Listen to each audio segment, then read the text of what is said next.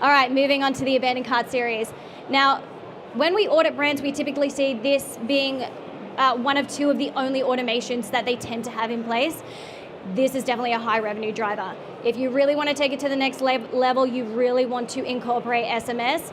Now, it's important to test this. You definitely need a database. It's one of the things that you can do with progressive customer profiling. Capture that mobile number, and it's really important when we talk about SMS and how you capture that data that you absolutely need to be compliant.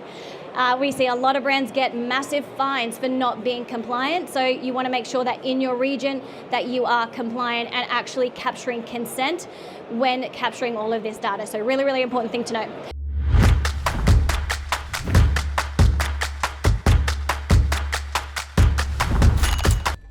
So, here is the anatomy of a high-performing abandoned cart series. So, timely reminder. Send the first email within 1 hour of cart abandonment and remind the shopper what they've left behind. It's truly that simple, but so many brands get it wrong.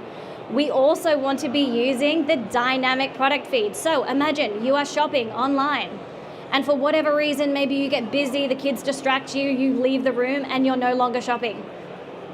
Imagine showing up with an email that shows them exactly what they left in their cart. You are pulling that content directly from site into the email. When they click on that email, it takes them back to site. With email marketing, we do not want to keep people in their inbox. We want to send them to site. So if your campaigns do not have clear CTAs and they are not sending people to site, then you're doing it wrong. It's as simple as that. Urgency and scarcity, it's a no-brainer, it's an abandoned cart. You've got customers that are showing high purchase intent. So leverage that scarcity messaging and really drive that conversion.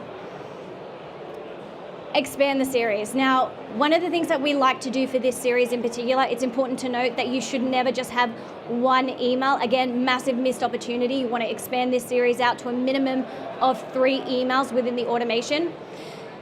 SMS definitely include that. We like to test it. We see really, really strong performance coming from brands that leverage it within that first opportunity. So if it's not email, it's SMS within the sequence.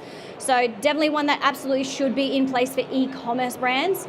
Now, this is just one of 6 foundational automations that we're going to go through. But when it comes to revenue, it's really this and the welcome and the browse abandonment that really drive a lot of revenue for e-com brands.